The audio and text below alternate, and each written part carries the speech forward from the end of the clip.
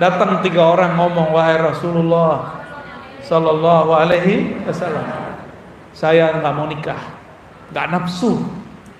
Jadi kata si bapak-bapak, udah nggak nafsu sama ibu, gimana bu? Repot nggak tar? Repot tar. Mau suaminya begitu? Nggak mau? Beneran? Itu si laki-laki datang, la atazawwaj abadan, saya nggak mau nikah selama-lamanya. Yang kedua ngomong, la akul abadan, saya nggak mau makan lagi siang hari. Yang ketiga ngomong, la anamu abadan, saya tidak mau tidur lagi. Gaya ya kayak sok wali bener aja. Tiba-tiba Rasulullah datang, Rasulullah Sallallahu Alaihi Wasallam. Ternyata ini orang datang ke rumahnya Nabi, udah ngobrol ngoceh macam-macam. Dilaporkanlah oleh Ummul Mukminin, wahai Rasulullah, itu orang-orang udah pengen jadi wali, ngomongnya aneh-aneh. Apa ngomong anehnya? Didengarkan oleh beliau. Terdengar mereka mengatakan mau jomblo seumur hidup. Ada yang masih jomblo? Ada yang jomblo ya. Sampai sini ada jomblo kan? Ada yang puasa tiap hari? Ada yang nggak tidur malam hari? Nah, dengarkan ini. Rasulullah Shallallahu Alaihi Wasallam mengatakan,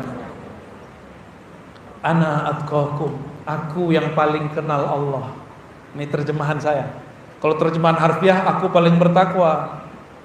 Tapi kalau terjemahan aslinya, Ana a'rafun nas billah, a'rafukum billah, aku yang paling kenal Allah. Allah nggak suka orang-orang begitu kok. Allah tahu dalam dirimu ada nafsu, ada gairah, maka Allah halalkan pernikahan bagimu. Fa'atazawwaj, kata Rasulullah, aku paling kenal kepada Allah, aku pun masih menikah. Berapa istri Rasulullah, Pak? 11. Tumben ibunya jawab. Biasanya ibu diam kalau saya tanya begitu ya. Banyak ya, tapi itu sedikit. Nabi Sulaiman 400, pelayannya, gundiknya, jariahnya 600, jadi berapa tuh? 1000. Saya nggak bisa bayangin tuh. Nggak bisa saya bayangin 4 aja belum kebayang. Belum kebayang kan, belum pengamalan, dan belum pengalaman. Jadi belum kebayang sama sekali. Apalagi Nabi Sulaiman 400 ditambah 600, ya salam. Ya. Gimana cara bagi waktunya tuh? Tapi kita nggak tahu. Nabi ini kan nurnya bisa mecah ya. Salah satu mukjizat para anbiya itu terlihat di waktu yang sama di banyak tempat. Itu rahasianya. Itu ilmu Nabi Sulaiman tuh namanya. Ya, kalau boleh dikasih ke bapak-bapak, ntar dibuka cabang banyak-banyak.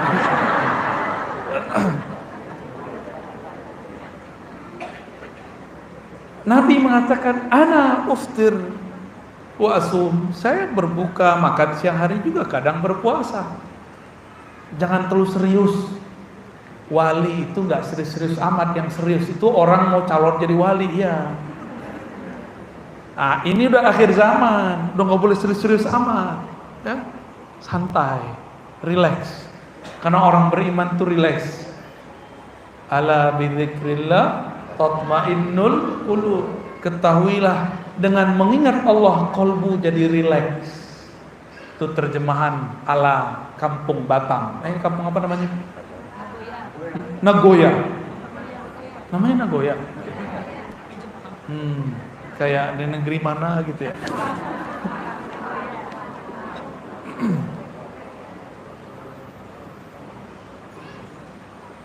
Mengingat orang-orang yang soleh membuat kita paham bahwa kekasih Allah itu bukan Allah kita, tapi Allah Allah. Jadi nggak cocok nih sama pikiran itu, masa wali begini? Ya, emang wali kamu. Mereka itu kekasih Allah, wali Allah, bukan kekasih kamu. Suka-suka Allah mau diapain?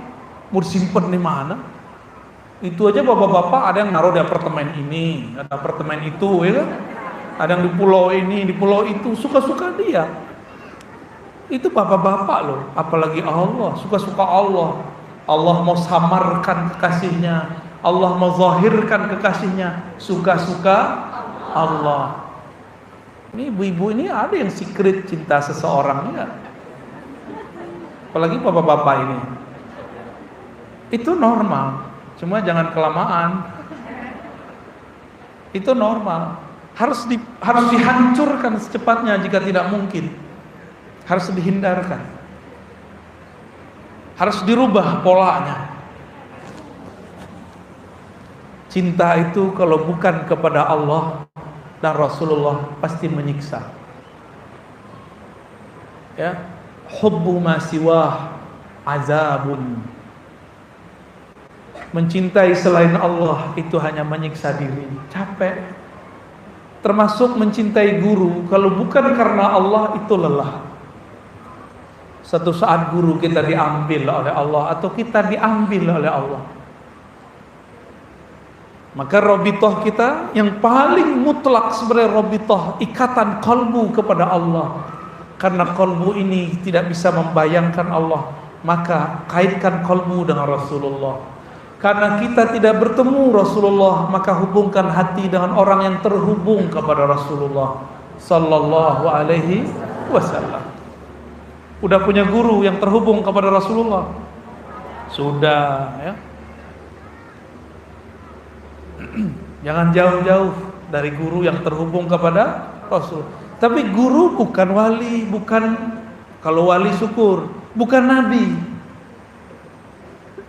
Jadi jangan terlalu berlebihan juga mengantukkan harapan kepada mursyid, ya. Kalau mursyid kita wafat, kita belum kuat, cari mursyid baru. Jangan kemudian mengeluh, pusing, ya Allah guruku mati. Allah kan gak pernah mati. Masa kisah Umar diulangi kembali?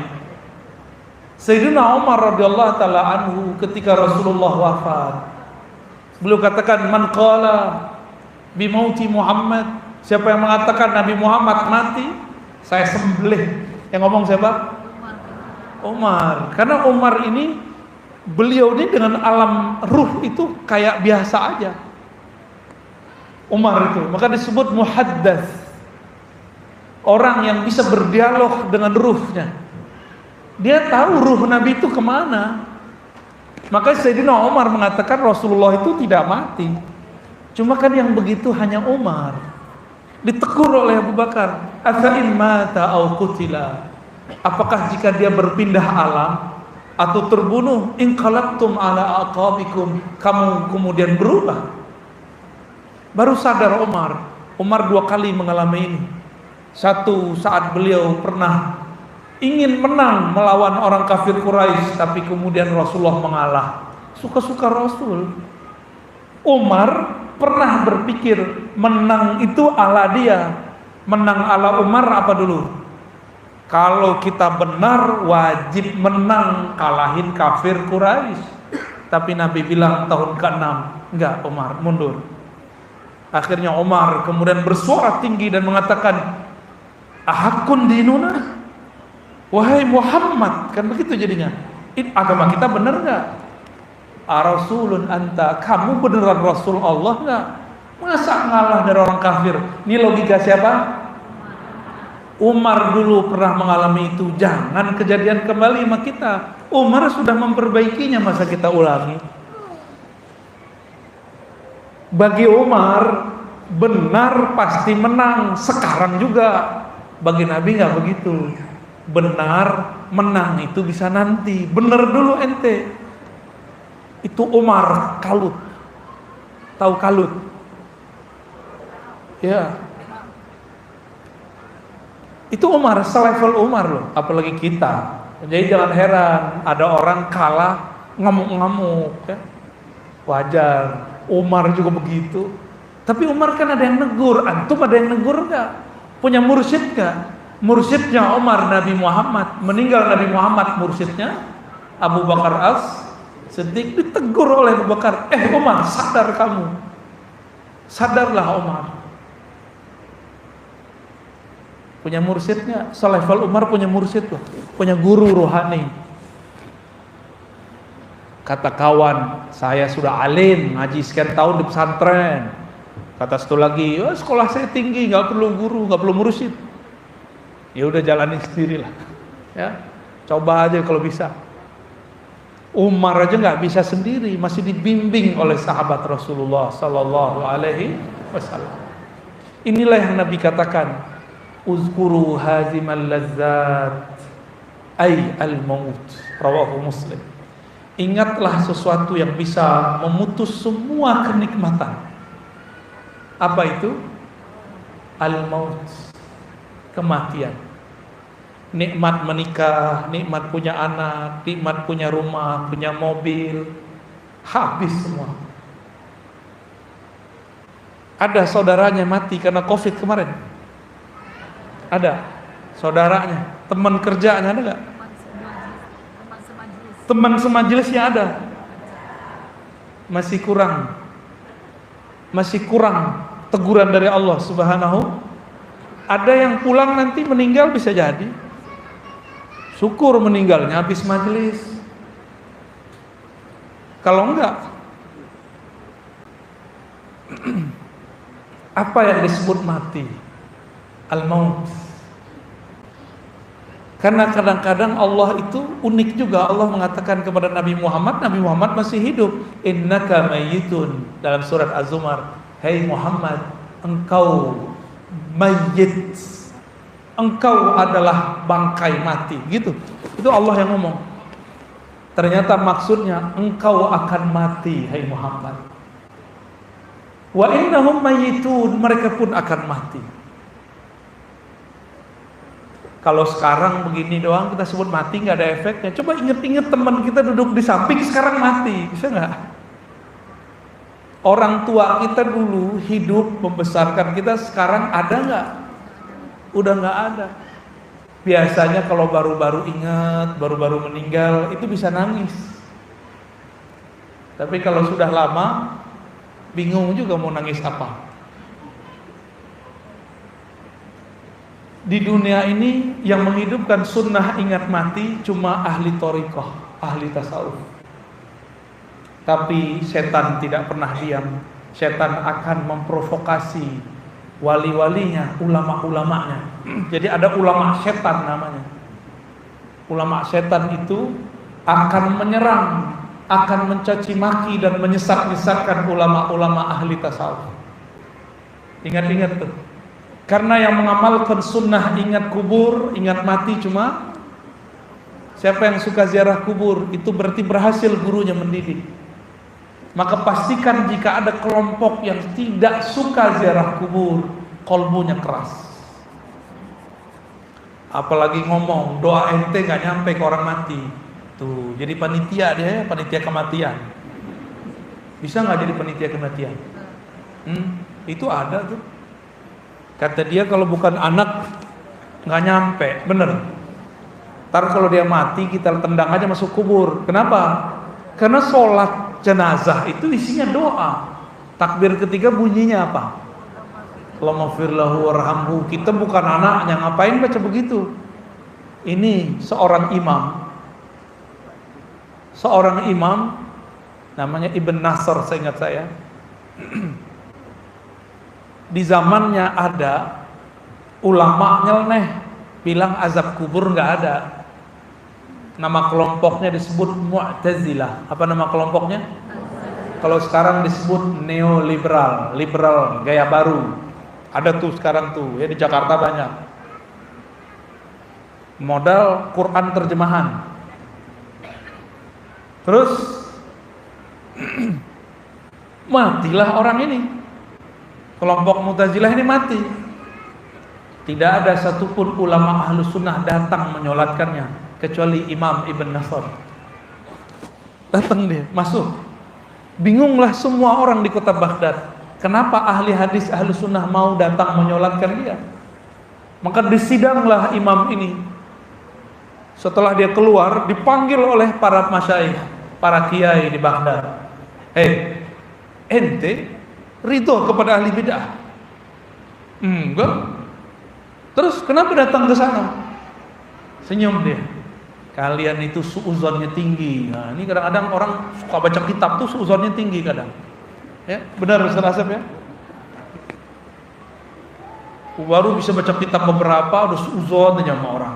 Orang ini nggak pinter, nggak ahli. Baru juga coba khatam berapa kitab ya. Ini imam udah khatam banyak kitab.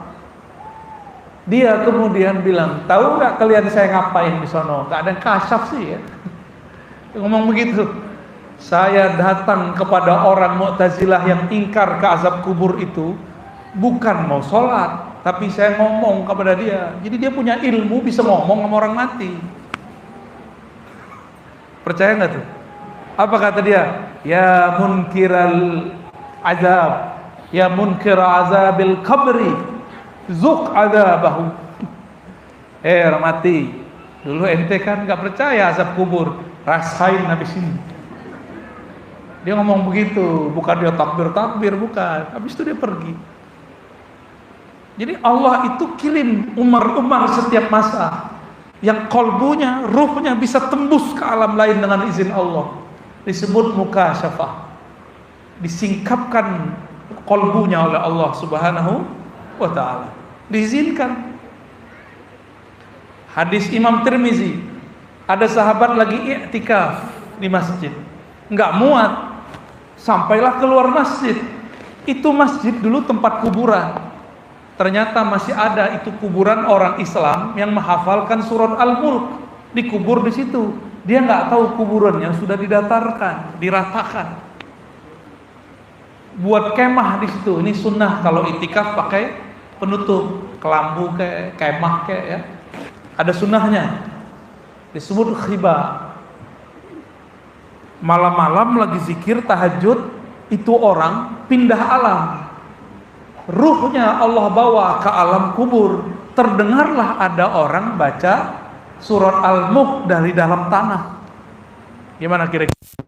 Bapak Ibu lagi tahajud malam. Baca Rabbi. Belakang ada orang yang bilang amin. Takut gak? Takutnya bukan ke Allah, takutnya sama jin. Baru dikasih keajiban begitu udah takut. Gimana kalau tiba-tiba ada yang ngetuk pintu? Assalamualaikum, ana malakul maut. Gimana? Maka gak usah minta kasap-kasap ya. Stres.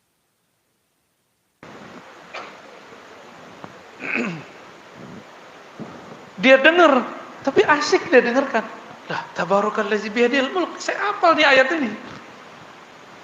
Ternyata yang di dalam kubur sebelum dia tidur waktu masih hidup suka melazimkan, membiasakan baca surat Nggak sempet tuh malaikat maut, malaikat mungkar nakir nanya, mau tanya datang Al-Mulk. Mulk itu surat, dan itu ada malaikat-malaikat yang membersamai surat itu. Mau datang tuh malaikat mungkar nakir mau nyapa dia, nggak jadi, dijaga oleh. Akhirnya mungkar nakir nggak jadi nanya, udah ente lewat, tidur. Setiap malam dia baca Al-Mulk, yang baca nurnya yang membaca, karena di alam kubur tidak ada lagi amalan yang dapat pahala. Yang ada yang mereka cari adalah bagaimana tambah dekat kepada Allah lewat ilmu. Nyari ilmu, nggak nyari amal lagi. Orang yang tidak sempurna ilmunya di dunia, dia akan mencari guru lagi di alam kubur. Antum percaya deh. Kalau nggak mati aja dulu.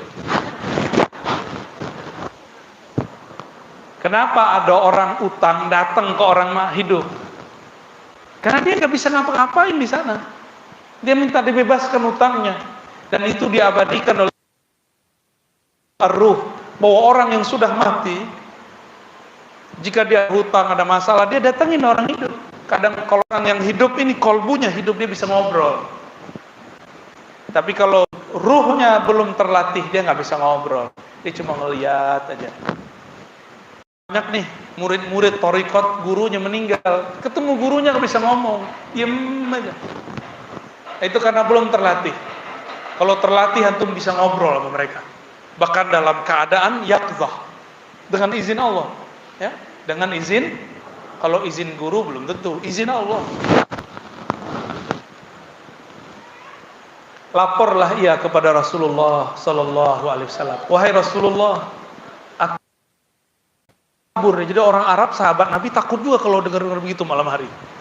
Normal berarti ya.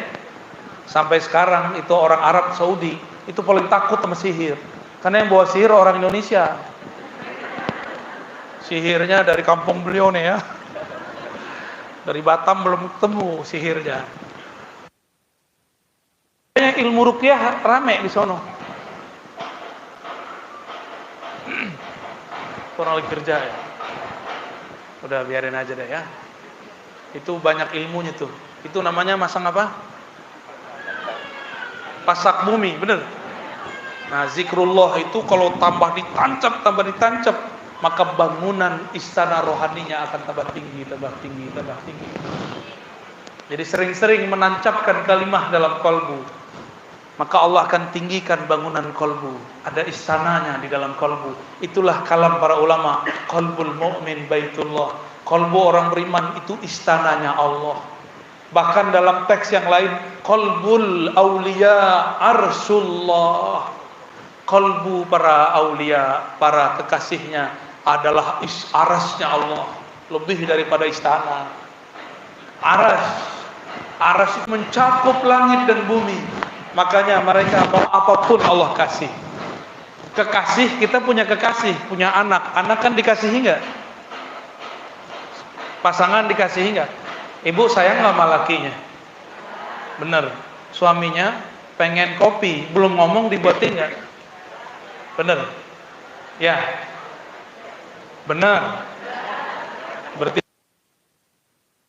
emang harus ngomong dulu suaminya ya? Ya. Berarti nggak ngerti bahasa kolbu, cintanya masih pakai dompet. Paham, tinggal konfirmasi.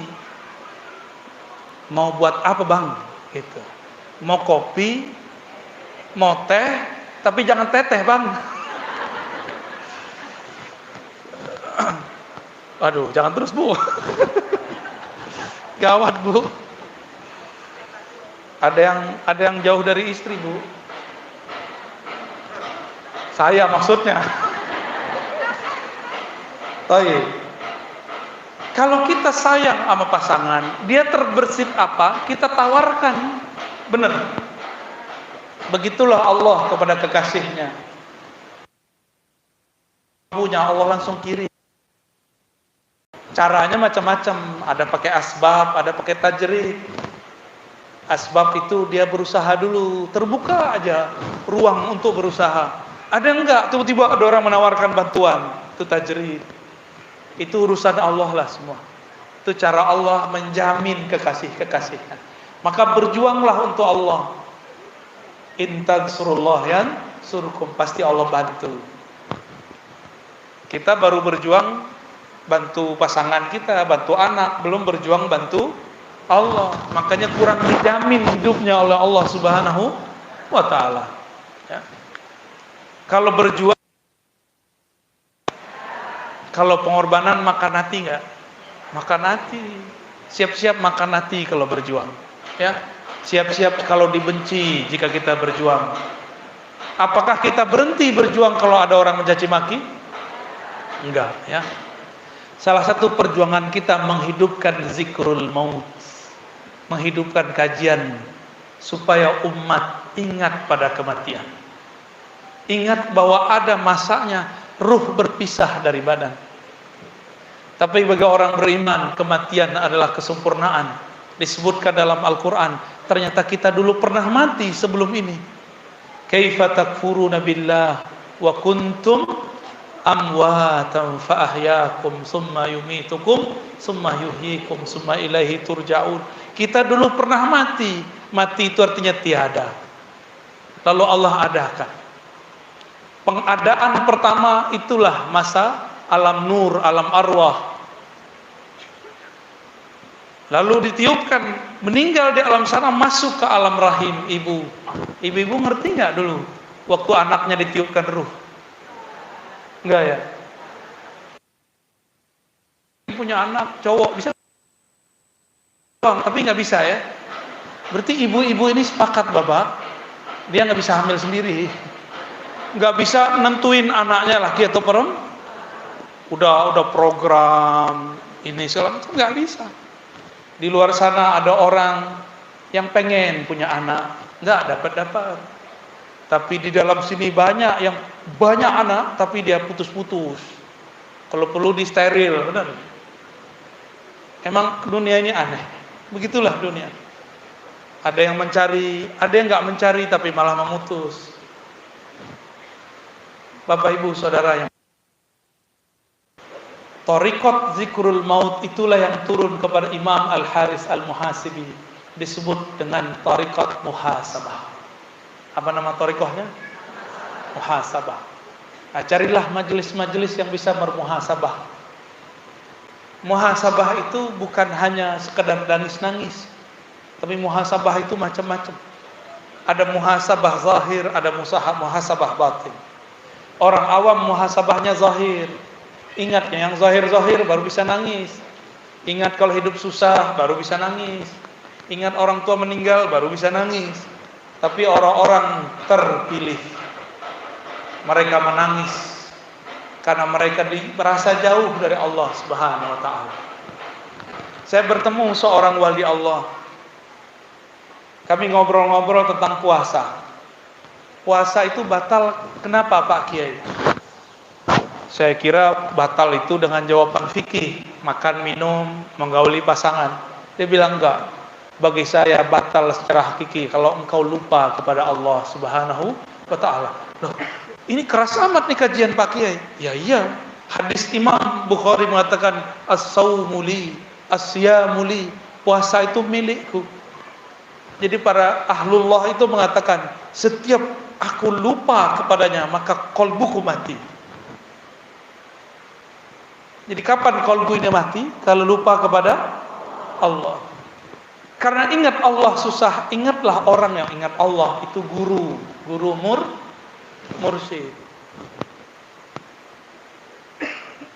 Ana ma'ahu idza dzakarani, aku bersamanya jika dia mengingatku. Maka ingatlah orang yang mengingat Allah Subhanahu wa taala. Insyaallah qalbu kita mulai hidup. Ya.